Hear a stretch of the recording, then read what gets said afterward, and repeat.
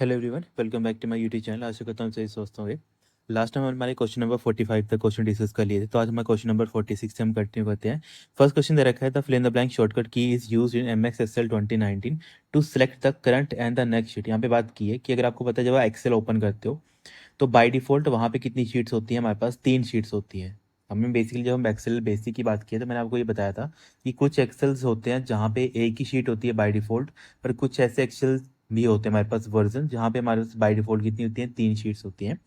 तो sheet number 1 आती है हमारे पास, शीट नंबर 2 आती है एंड देन हमारे पास शीट नंबर 3 आती है। तो होता क्या है हमारे पास, जैसे मान लेते हैं मुझे क्या करना है, मुझे सेलेक्ट करनी है। अभी मैं मान लेता हूँ शीट नंबर 2 के ऊपर काम कर रहा हूँ। ओके, मुझे क्या करना है, शीट नंबर 2 को भी सिलेक्ट करना है और शीट नंबर 3 को भी साथ में सिलेक्ट करना है।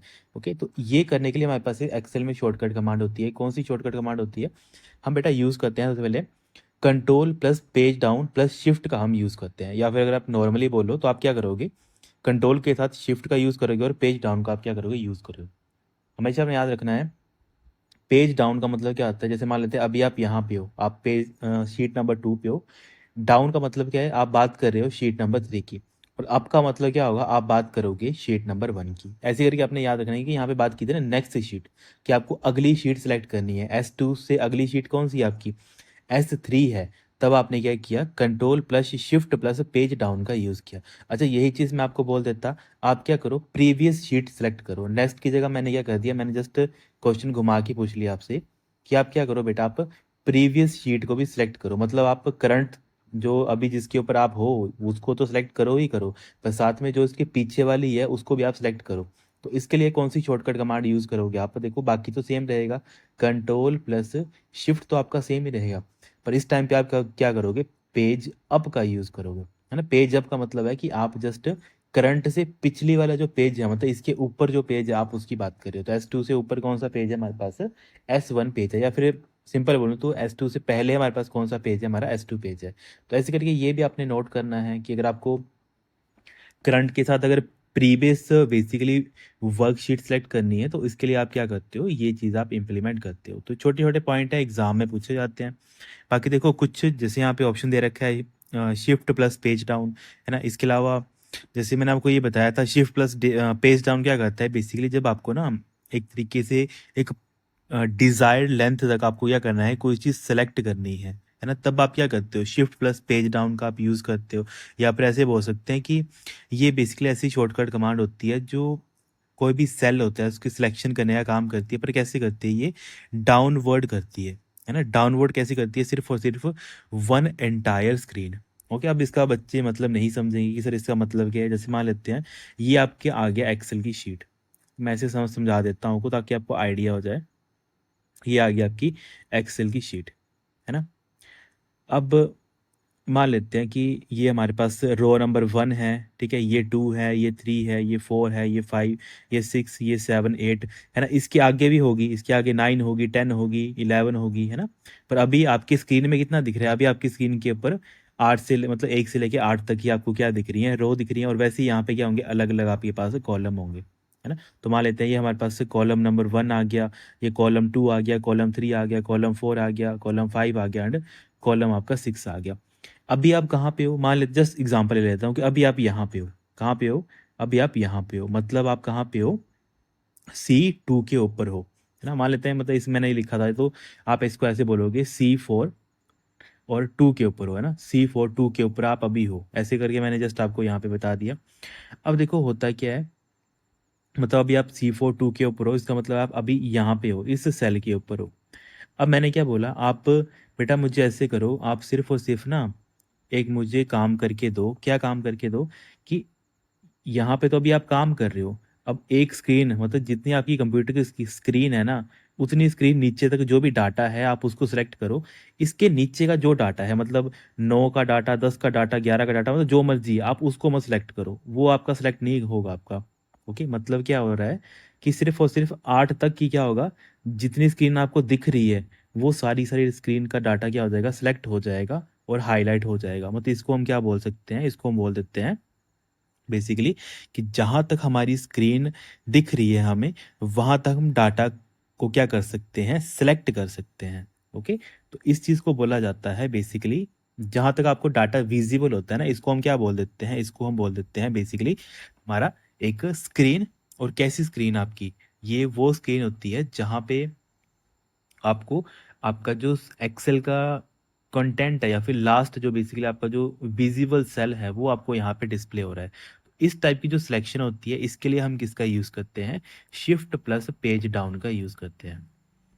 तो ये भी एक बार एग्जाम में क्वेश्चन पूछा गया था कि अगर आपको पास जो विजिबल स्क्रीन है उस स्क्रीन में आप किसी भी सेल के ऊपर हो, तो उस सेल से लेकर जहां तक आपको दिख रहा है कि यहाँ तक मेरा जो है बेसिकली मुझे मेरी लास्ट सेल कहाँ तक दिख रहा है, मुझे लास्ट सेल मुझे यहाँ तक दिख रहा है। इस सेल को सभी को आपस में सेलेक्ट करने के लिए कौन सी शॉर्टकट कमांड आप यूज़ करोगे, तो शिफ्ट प्लस पेज डाउन का आप यूज़ करोगे। ओके, इसका उल्टा क्या बन सकता है, इसका उल्टा दूसरा बन सकता है कि अभी मान लेते हैं अभी आप कहाँ पे हो, अभी आप यहाँ पे हो, इस जगह पे हो, नीचे वाली जगह पे हो, और आप क्या चाहते हो, आपको ऊपर तक सारा जो है कंटेंट उसको सिलेक्ट करना है। मतलब नीचे से ऊपर तक जितनी आपको स्क्रीन दिख रही है वो सारा का सारा आपको क्या करना है, वो सारा का सारा डाटा है वो बेसिकली आपको सिलेक्ट करना है। तो इसको सिलेक्ट करने के लिए किसका यूज़ किया जाता है, इसके लिए हम शिफ्ट प्लस पेज अप का यूज़ करते हैं। ओके, मतलब है जितनी आपकी कंप्यूटर की स्क्रीन है वहां तक आपकी विजिबिलिटी कितनी है, कितने आप रोज और कॉलम आप देख पा रहे हो, उतना ही आप क्या करोगे, सिलेक्ट कर लोगे।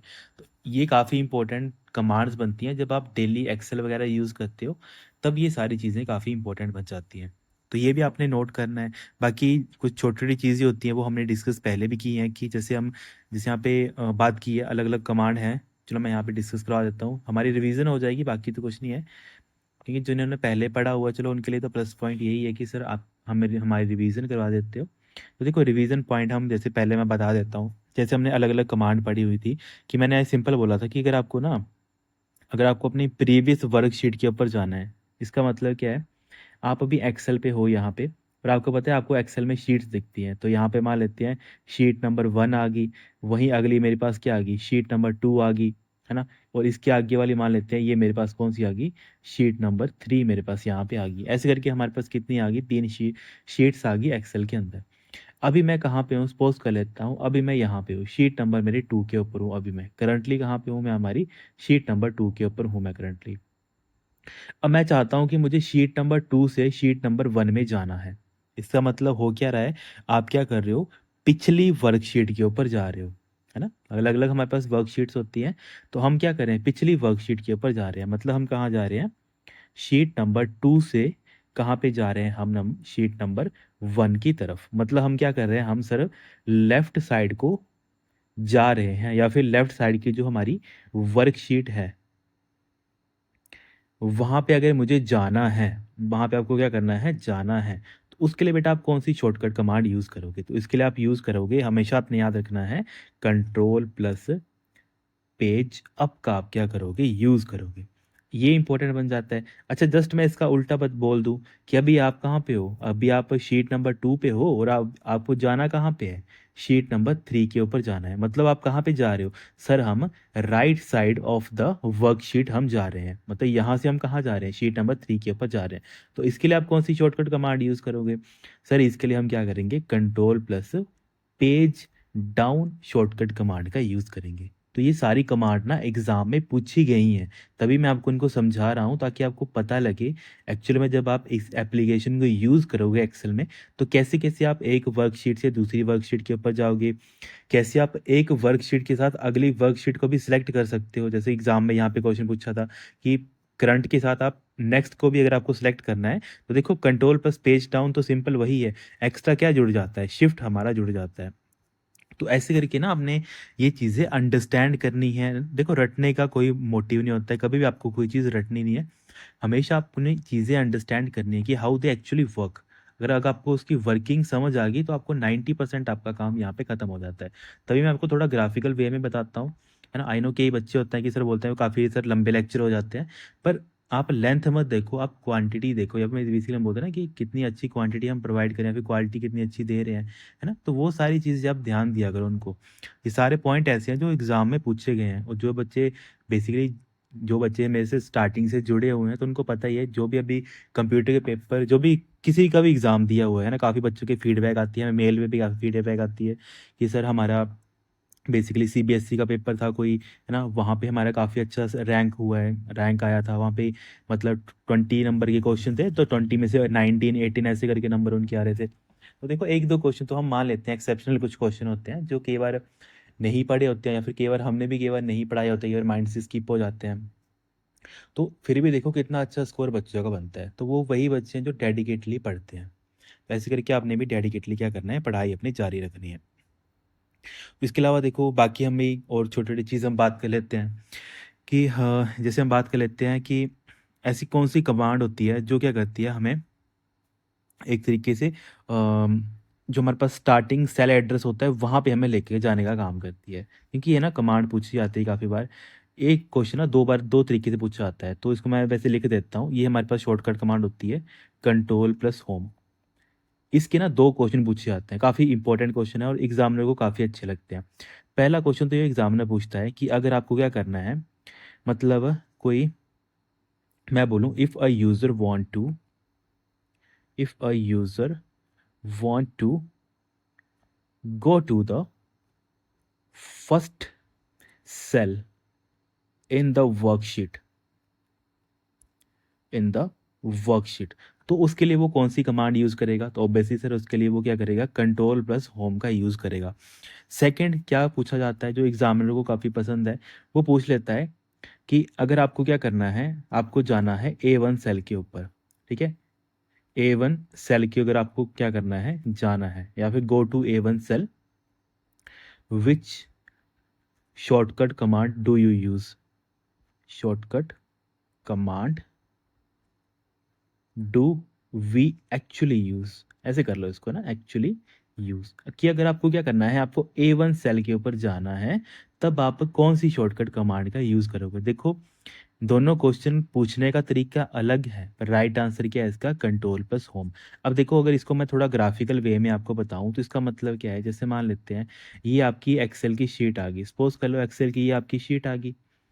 अब आप क्या कर रहे हो, आप सभी को पता है कि जब भी हम एक्सेल पढ़ते हैं तो ये हमारे कॉलम आते हैं, column A B C D, फिर आगे ये कंटिन्यू होता है। वैसे हमारी रो चलती है यहाँ पे 1 2 3, फिर आगे हमारा कंटिन्यू होता है।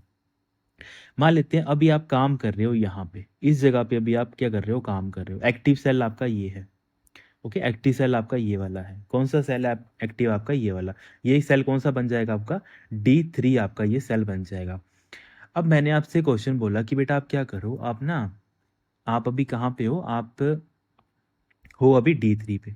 आप D3 से सीधा डायरेक्टली कहाँ पे चले जाओ, A1 पे चले जाओ, या फिर कहाँ पे चले जाओ आप, स्टार्टिंग ऑफ द, या फिर स्टार्टिंग सेल, ये क्योंकि A1 क्या है हमारे पास सर, स्टार्टिंग सेल है, यहाँ से शुरुआत हो रही है। तो आप क्या करो, यहाँ से सीधा कहाँ पे चले जाओ, स्टार्टिंग सेल के ऊपर चले जाओ। इसके ऊपर जाने के लिए आप कौन सी शॉर्टकट कमांड यूज़ करेंगे, इसके लिए हम सर कंट्रोल प्लस होम का क्या करेंगे, यूज़ करेंगे। देन इसके अलावा देखो लैंग्वेज चेंज होती है, मैकेनिज्म वही रहता है। एग्जामिनर ने वही बोला कि अगर आप क्या करते हैं, यूज़र जाना चाहता है कहाँ पे, first cell in the worksheet, तो उसके लिए क्या यूज़ करेगा, कंट्रोल प्लस होम का यूज़ करेगा। और फर्स्ट वर्कशीट होती कौन सी है, A1 ही तो फर्स्ट वर्कशीट होती है ना। फर्स्ट वर्कशीट मतलब जो फर्स्ट सेल होता है किसी भी वर्कशीट का, वो क्या होता है, A1 ही होता है ना, first column and first row. तो वैसे ही सेकंड जो मैंने यहाँ पे लिखा था, अगर आपको A1 सेल में जाना है डायरेक्टली, तो कौन सी आप शॉर्टकट कमांड यूज़ करोगे। तो इसके लिए सर हम कंट्रोल प्लस होम क्या करेंगे, यूज़ करेंगे। तो ये 2 तरीके होते हैं जहाँ से ना एग्जामिनर आपसे क्वेश्चन पुट करता है। बाकी इसका उल्टा क्वेश्चन बनता है। इसका उल्टा क्या बनता है, जब आप कंट्रोल एंड का यूज़ करते हो। देखो कंट्रोल एंड का मतलब क्या होता है, जब आपको लास्ट में जाना होता है। होम का मतलब होता है आपको स्टार्टिंग में जाना होता है। इसका उल्टा बन जाता है कंट्रोल प्लस एंड। तो कंट्रोल प्लस एंड हम कहाँ पे यूज़ करते हैं, जब हमें बेसिकली लास्ट में जाना होता है। या फिर सिंपल आप ऐसे कर सकते हो, हम कहाँ जाते हैं, moves to the last active cell, last active cell, जहाँ पे क्या होता है, डाटा होता है। Move to the last active cell where some data is present, है ना, where some data might be present. Okay, might की जगह आप ऐसे लिख लेना, सम डाटा इज प्रेजेंट।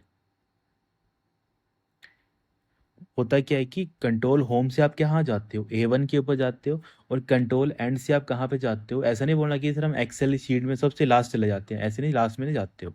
देखो दोनों का मतलब क्या है, जैसे मान लेते हैं ये आपकी एक्सेल की शीट आ गई, कि आपको ना क्लैरिफाई होनी चाहिए चीज़ें वर्क कैसे करती हैं। अभी मान लेते हैं कि जो मेरा डाटा है, ये मेरी एक्सेल की शीट आ गई। मैंने ना कुछ डाटा बनाया है यहाँ पे 1 2 3 4 5 6 9 ए बी सी एक ऐसे करके मैंने डाटा बनाया हुआ है ना। मान लेते हैं बनाया एक्स वाई जेड 1 2 है ना, ए बी सी ऐसे करके मैंने डाटा बनाया हुआ है। ओके, और यहाँ पे मैं कर देता हूँ ए बी सी एक्स ऐसे करके मैंने डाटा बनाया हुआ है। आप सभी को पता है ये हमारा ए है कॉलम, ये बी है, ये सी है, ये डी है और ये ई है और ये हमारा एफ है, और इसके आगे भी हमारे पास कॉलम होंगे। वैसे हमारे पास रो क्या है, रो 1 रो 2 रो 3 एंड रो 4, और इसके आगे भी हमारे पास क्या होंगी, रो होंगी। जब आप यूज़ करोगे, अब देखो दो चीज़ें आपने अंडरस्टैंड करनी है यहाँ पे। क्या क्या चीज़ें अंडरस्टैंड करनी है? फर्स्ट अंडरस्टैंड करना है, जब मान लेते हैं आप कंट्रोल प्लस होम प्रेस करते हो तो आप कहाँ पे जाते हो, आप स्टार्टिंग सेल के ऊपर चले जाते हो, मतलब A1 के ऊपर चले जाते हो। अब क्वेश्चन आता है, जब हम बात कर लेते हैं कंट्रोल प्लस एंड की, तो कंट्रोल प्लस एंड काफ़ी बच्चे ना इसमें कंफ्यूज होते हैं। क्यों कंफ्यूज होते हैं? वो सोचते हैं सर अगर हम कंट्रोल होम से स्टार्टिंग सेल के ऊपर जाते हैं तो कंट्रोल प्लस एंड से हम कहाँ पे जाएंगे? हम ऑब्वियसली सर जहाँ पे एंड सेल होगा हम वहाँ पे जाएंगे। अब एंड सेल बच्चे क्या समझते हैं, तो मान लेते हैं कि यहाँ पे आपका लास्ट सेल है एक्सेल का, आपका ये वाला जो लास्ट सेल है, इसको मैं थोड़ा ब्लैक कर देता हूँ ताकि इसको आप अंडरस्टैंड करो। ये आपका क्या आ गया, लास्ट सेल है ना। लास्ट सेल है मतलब कि ये लास्ट रो और लास्ट ही आपका क्या है, कॉलम है। तो ये हमारा लास्ट सेल है, और इसके अंदर आप देखो डाटा भी मैंने कुछ भी नहीं लिखा है, ठीक है, तो इसमें नो डाटा है, कोई भी डाटा नहीं है, पर ये है क्या है, तो लास्ट सेल ही है। पर जब हम शॉर्टकट कमांड यूज़ करते हैं, कौन सी, कंट्रोल प्लस एंड का जब हम यूज़ करते हैं, तो कंट्रोल एंड क्या करता है, वो देखता है कि आपने लास्ट डाटा यूज़र ने कहाँ पे लिखा है। यूज़र का लास्ट डाटा कौन है, ये वाला है। देख रहे हो ना डिफरेंस क्या है, यूज़र का लास्ट डाटा ये है, ये थोड़ा ना लास्ट डाटा जो आप नीचे देख रहे हो, ये लास्ट डाटा थोड़ा ना है, ये तो लास्ट सेल है। पर लास्ट सेल जहाँ पे यूज़र ने डाटा लिखा है वो कौन सा है सर, ये वाला है, ये वाला है। तो कंट्रोल होम क्या करेगा, यहाँ से जंप करेगा और यहाँ पे चला जाएगा, इस जगह पे चला जाएगा जहाँ पे यूज़र ने एक्चुअल में कोई लास्ट डाटा एंटर किया हुआ है, वहाँ पे वो जाएगा। तभी ना कंट्रोल एंड की काफ़ी क्वेश्चन पूछे जाते हैं, और टीसीएस तो काफ़ी क्वेश्चन ऐसे ही पूछता है। अगर आपको बिल्कुल नॉलेज नहीं है ना इसके बारे में, तो तब आपको वो कंफ्यूज करता है।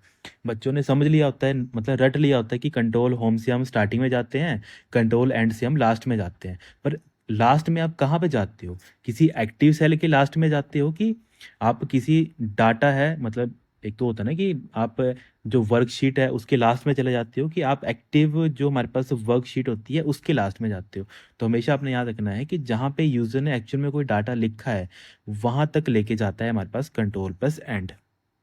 तो ये सारा डाटा है, एग्जाम में भी काफ़ी बार पूछा गया, तो काइंडली इसको आपने नोट करके लिख लेना है। बाकी छोटे छोटे कमांड हमने पढ़ी हुई थी, कंट्रोल प्लस स्पेस बार जो कॉलम को सिलेक्ट करती है, क्योंकि एग्जाम में काफ़ी पूछी जाती है, तो इनको मैं बस रिवाइज करवा देता हूँ। कंट्रोल प्लस स्पेस बार, इससे आप क्या करते हो, जो हमारे पास कॉलम होते हैं ना, कॉलम को क्या करता है, ये बेसिकली एक तरीके से हाईलाइट करता है, या फिर ऐसे बोल सकते हो सेलेक्ट कर देता है। ये करता है सेलेक्ट इंटायर कॉलम। और वहीं हमारे पास आती है control plus, oh sorry basic shift plus space bar, है ना। एक कंट्रोल आता है, दूसरा हमारे पास शिफ्ट आता है, शिफ्ट प्लस स्पेस बार। ये क्या करता है, ये हमारा सेलेक्ट करता है इंटायर रो, ठीक है। इसको आप पूरा ढंग से लिखना, इंटायर रो को ये क्या करता है, सिलेक्ट करने का काम करता है। तो काइंडली ये छोटे छोटे पॉइंट हैं, इंपॉर्टेंट है, तो इनको आपने ज़रूर नोट कर लेना है ना। ऐसे नहीं सोचना है कि सर हमने बेसिकली किया हुआ है ना, तो ऐसे नहीं सोचना है, क्योंकि इंपॉर्टेंट डाटा है, एग्जाम में पूछा जाता है, इनको काइंडली आप नोट कर लेना। बाकी इसके अलावा मैंने आपको छोटी छोटी कमांड बताई थी जो एग्जाम में काफ़ी इंपॉर्टेंट है, काफ़ी बार पूछी गई हैं। तो कौन कौन सी हैं, इंपॉर्टेंट ही बताऊंगा, ज़्यादा वो नहीं बताऊंगा, जो इंपॉर्टेंट एक्चुअल में इंपॉर्टेंट है। एक ना इसकी काफ़ी पूछी जाती है, हाइड की करने की, हाइड और अनहाइड की काफ़ी पूछी जाती है। एक हाइड और दूसरी तरफ मैं कर देता हूँ अनहाइड। तो जब आपको हाइड करना है, क्या चीज़ हाइड करनी है, दो ही चीज़ आप हाइड कर सकते हो, या तो आप रो हाइड करोगे या तो आप कॉलम हाइड करोगे, है ना। और अनहाइड में भी आप ऐसे ही कर सकते हो कि अगर आपको कोई रो को अनहाइड करना है और अगर आपको किसी कॉलम को अनहाइड करना है, दो ही तरीके हैं। तो इस अब क्या क्या होता है, जब आपको किसी रो को हाइड करना होता है ना, तो आप क्या करते हो, आप शॉर्टकट कमांड यूज़ करते हो। इसको मैं यहाँ पे लिख देता हूँ, आप किसकी यूज़ करते हो, कंट्रोल+9 का आप यूज़ करते हो जब भी आपको किसी रो को हाइड करना होता है। अच्छा सर कॉलम के लिए, तो कॉलम के लिए हम यूज़ करते हैं कंट्रोल+0। ओके, कंट्रोल+0 का हम यूज़ करते हैं जब हमें किसी कॉलम को हाइड करना होता है, मतलब छुपाना होता है। अच्छा हमने किसी चीज़ को छुपा तो दिया, अगर मुझे उसको दिखाना है तो मतलब अनहाइड करना है, तो इसके लिए हम यूज़ करते हैं, देखो 2 तरीके होते हैं। ओके, दोनों आपने नोट करने हैं। 2 तरीके से हम क्या कर सकते हैं, अनहाइड कर सकते हैं। तो अनहाइड किस चीज़ को, रो को। दोनों आप लिख लो यहाँ पे, मैं इसको ऐसे नोट करवा देता हूँ आपको। फर्स्ट तरीका है, आप क्या करो, आप सिंपल कंट्रोल देन आप शिफ्ट का यूज़ कर लो। कंट्रोल+Shift+9 का आप यूज़ करो, इससे भी क्या होगा, आपका रो अनहाइड हो जाएगी। पर अगर जैसे मान लेते हैं कुछ हमारे जैसे टीचर हैं, उनको काफ़ी पता है इसके बारे में कि बच्चों को ये बेसिक काफ़ी पता होगा, उनको थोड़ा सा माइनर सा थोड़ा डिफिकल्ट क्वेश्चन डालना है, तो हम क्या करेंगे, हम यहाँ पे लिखेंगे कंट्रोल+Shift+ बेसिकली हमारा ओपनिंग, जो हमारे पास ये ब्रैकेट होती है ना, बेसिकली इसको हम एक तरीके से वो बोलते हैं फंक्शनल ब्रेसिस, हम इसको बोलते हैं। तो इसको आप ऐसे कर सकते हो, ओपनिंग फंक्शनल ब्रेसिस हम क्या करते हैं, इम्प्लीमेंट करते हैं। तो ये 2 तरीके होते हैं, इसके थ्रू आप क्या करते हो, जो भी आपकी रो छुपी हुई है, मतलब बेसिकली आपकी रो छुपी होगी, उसको अगर आपको दिखाना होगा, अनहाइड करना होगा, तो उसके लिए 2 तरीके हैं, कंट्रोल+Shift+9, सेकंड आता है कंट्रोल+Shift+ ओपनिंग आपका फंक्शन की ब्रेसिस। अच्छा सर कॉलम के लिए भी तो होगा, हाँ बेटा कॉलम के लिए भी है, तो कॉलम के लिए क्या बन जाएगा, देखो कॉलम के लिए सिंपल वही रहेगा, कंट्रोल+Shift+0 का हम क्या करते हैं, यूज़ करते हैं, बस इतना आपने याद रखना है। ओके, इसमें ज़्यादा वो नहीं करना है, इसमें सिर्फ इतना एक ही लिखो, इंपॉर्टेंट वही है, कंट्रोल+Shift+0 का आप यूज़ करते हो जब आपको कॉलम को अनहाइड करना होता है। देखो ये डाटा ना आपको कहीं देखने को नहीं मिलेगा, अगर आपने ढंग से कोई चीज़ पढ़ी होगी तभी आपको देखने को मिलेगा, अदरवाइज़ ये डाटा आपको कहीं और देखने को मिलेगा। तो काइंडली जो भी बच्चे देख रहे हैं, है ना, XYZ किसी भी एग्ज़ाम की वो तैयारी कर रहे हैं, तो काइंडली ये छोटे-छोटे डाटा हैं, इनको आप काइंडली नोट कर लो, क्योंकि जब एग्ज़ाम में आता है और उस टाइम पे जब आपको ये चीज़ें याद नहीं आती है ना, तब फिर आपके मन में यही गिल्ट रहता है कि काश हमने उस टाइम पे पढ़ लिया होता, तो वो काश रखना ही नहीं है। तो काइंडली इन सारे पॉइंट को आप नोट कर लेना। नेक्स्ट क्वेश्चन है हमारे पास, the fill in the blank shortcut key is used in MS Excel 2019 to move one cell up in the worksheet. आपको क्या करना है, एक सेल ऊपर जाना है, तो एक सेल ऊपर जाने के लिए आप किसका यूज करते हो, तो अप एरो का आप क्या करते हो, यूज करते हो। तो यहाँ पे सिंपल बन जाएगा आपका फर्स्ट, यहाँ पे आपका राइट आंसर बन जाएगा। बेसिकली जैसे आपको पता है ना, 4 कीज होती हैं आपके पास, है ना, अप जाने के लिए, फिर लेफ्ट जाने के लिए, राइट जाने के लिए, फिर डाउन जाने के लिए। तो अगर आपको ऊपर जाना है, ऊपर जाने के लिए हम क्या करते हो, जो आपका ऊपर वाला एरो होता है आप उसका क्या करते हो, यूज़ करते हो। तो यहाँ पे आपका बेसिकली जो फर्स्ट ऑप्शन है वही क्या बन जाएगा, आपका करेक्ट, आपका राइट आंसर बन जाएगा। बाकी देखो, अगर यही मैं आपको उल्टा पूछ लूँ, उल्टा इन द सेंस मैं बोलूँ कि आप पूछिए बेटा कैसी शॉर्टकट कमांड, या फिर सिंपल बोल लूँ कि ऐसी कौन सी कमांड है जो क्या करती है, एक तो डाटा को कंफर्म करती है कि आपने जो डाटा लिखा हुआ है ऊपर के सेल में वो डाटा करेक्ट है, साथ ही साथ वो आपको एक सेल नीचे लेके जाने का काम करती है। अब काफ़ी बच्चे समझ नहीं पाए होंगे, अच्छा सर क्या मतलब हुआ इसका। तो देखो एक्चुअल में ना, अगर आपने कभी भी एक्सेल यूज़ किया होगा, तो मान लेते हैं अगर आपने एक्सेल यूज़ नहीं किया है, सपोज कर लेता हूँ मैं कि अभी आपने एक्सेल कभी भी यूज़ नहीं किया हुआ है, ये आ गई आपकी एक्सेल की शीट। ओके, सपोज कर लो एक्सेल की आपकी शीट आ गई, है ना। अभी आपने क्या किया, अभी आपने कोई डाटा लिखा यहाँ पे, मान लेते हैं आपने डाटा लिख दिया यहाँ पे ABC।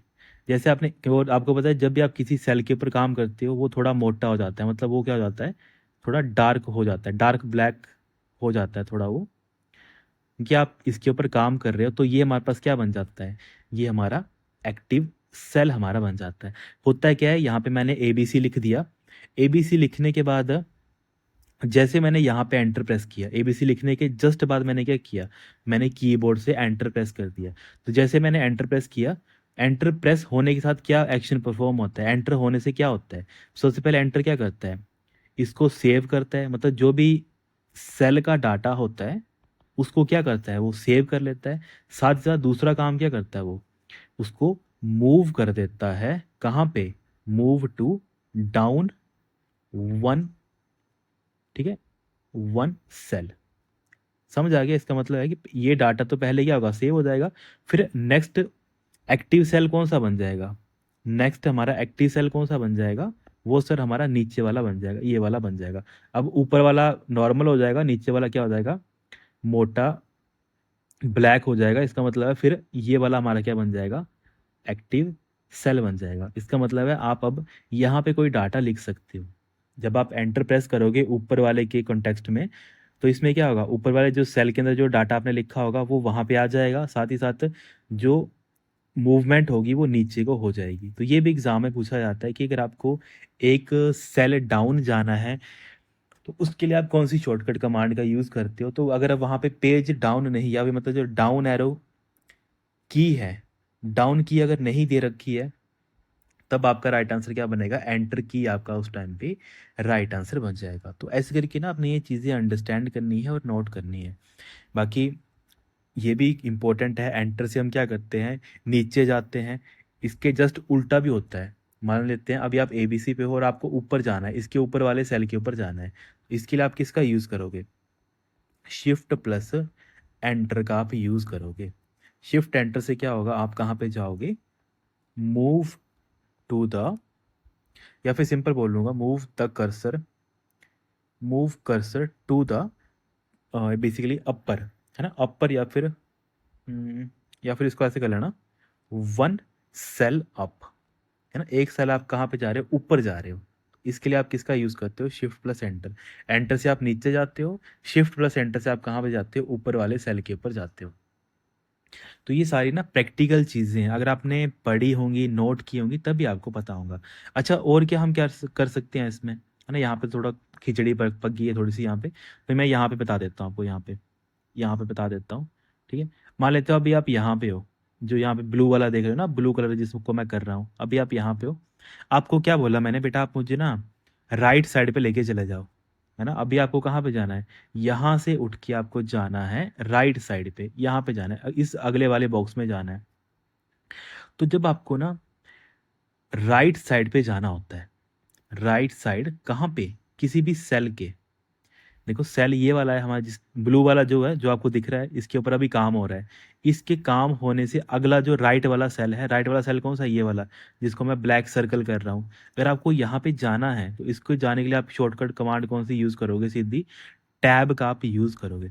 अच्छा, इसका जस्ट मैं उल्टा बोल देता हूँ कि बेटा आपको क्या करना है, देखो राइट साइड भी नहीं लिखा होता ना, कई बार ऐसे लिखा होता है बेसिकली, नेक्स्ट सेल लिखा होता है, क्योंकि एग्जामिनर क्वेश्चन कैसे डालता है, आपको कहाँ पे जाना है, नेक्स्ट सेल में जाना है। नेक्स्ट सेल मतलब कौन सा, राइट सेल। अगर वही एग्जामिनर क्वेश्चन डाल दे कि अगर आपको कहाँ पे जाना है, बॉटम सेल पे जाना है, तो बॉटम सेल मतलब अभी जिसके ऊपर आप हो, मान लीजिए अभी आप ABC के ऊपर हो और ABC से जस्ट नीचे बॉटम सेल कौन सा होगा, नीचे वाला ही तो होगा ना।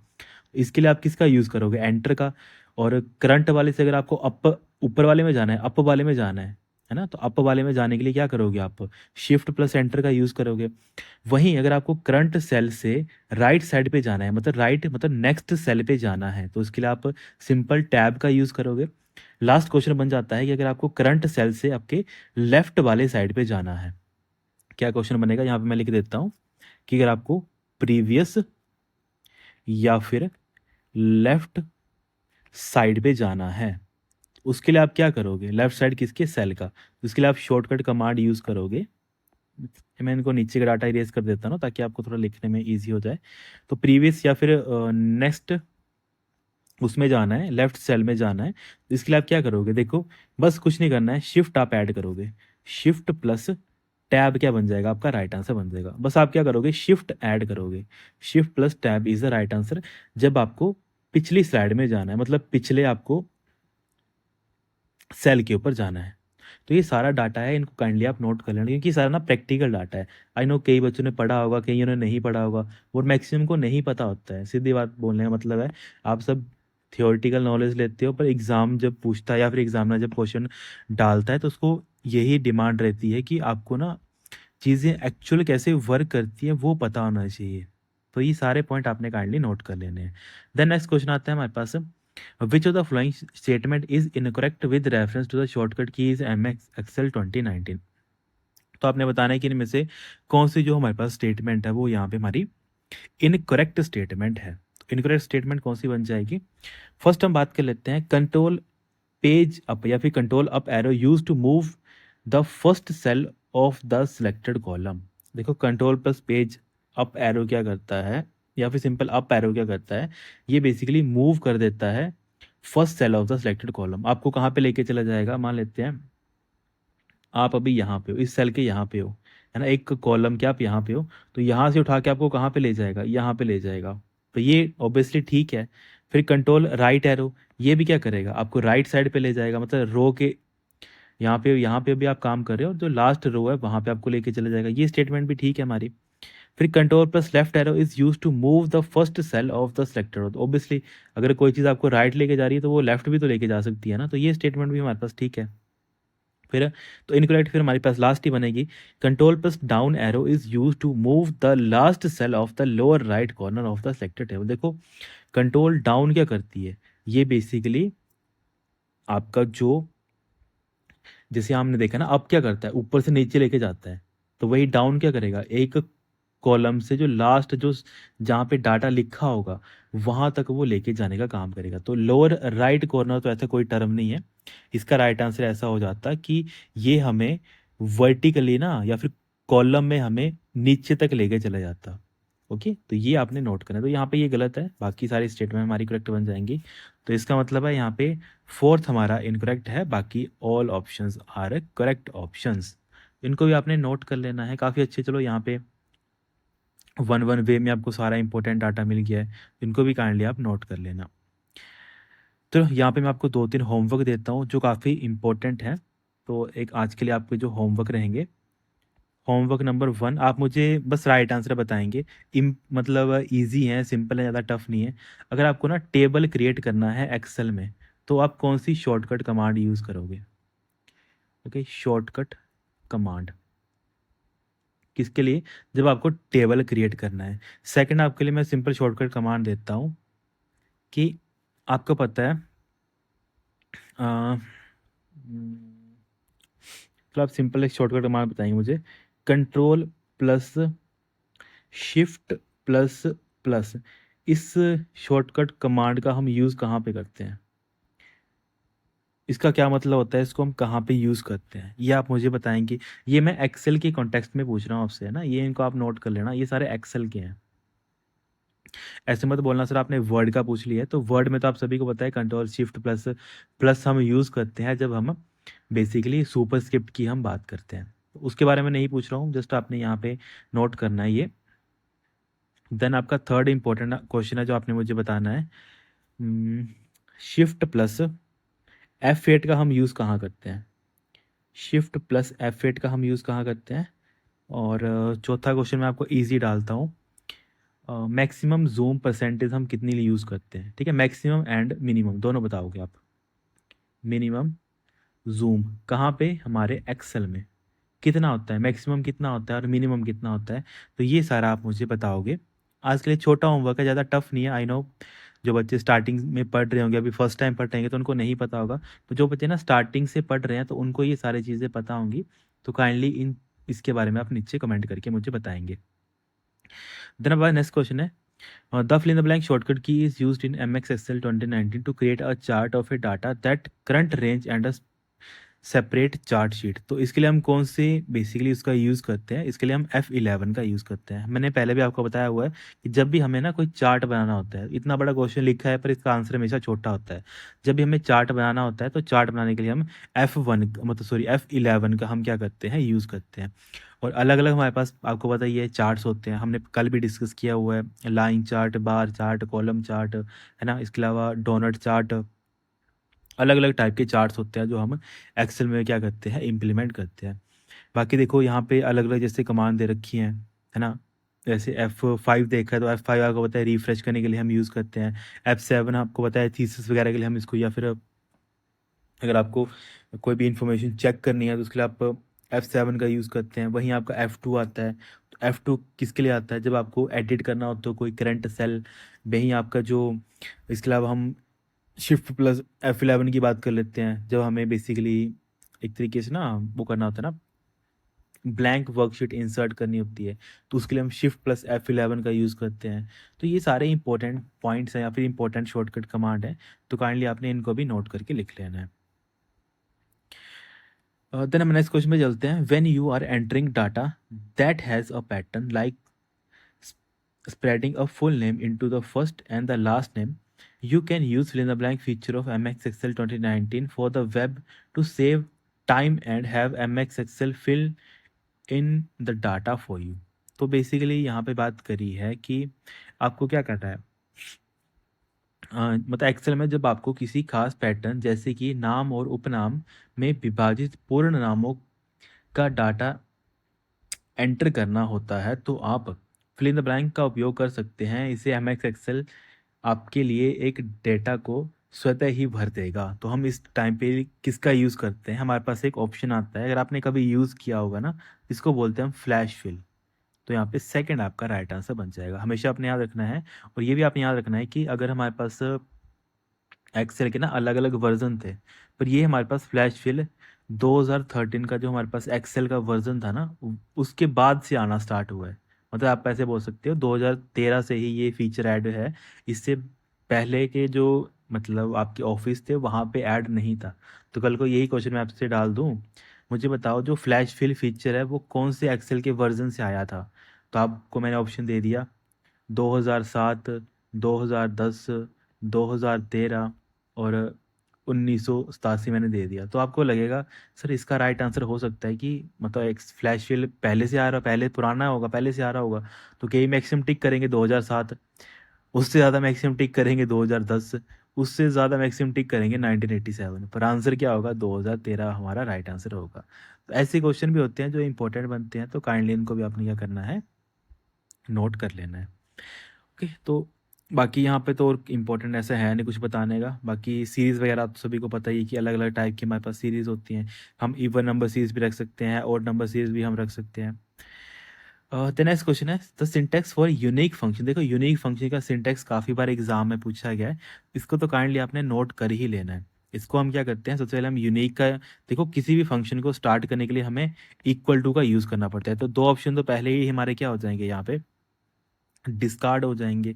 अच्छा सर, अब यहाँ पे करेक्ट कौन सा आता है, करेक्ट मतलब सबसे पहले यूनिक हम लिखेंगे, यूनिक के बाद हम क्या देते हैं, हम बेसिकली एरे देते हैं। एरे मतलब कि हमें कहाँ पे जो डाटा है उसको यूनिकली देखना है, और बाई कॉलम है ना, कॉलम के थ्रू हम उसको देख सकते हैं, और एग्जैक्टली वंस का हम क्या करते हैं, यूज़ करते हैं।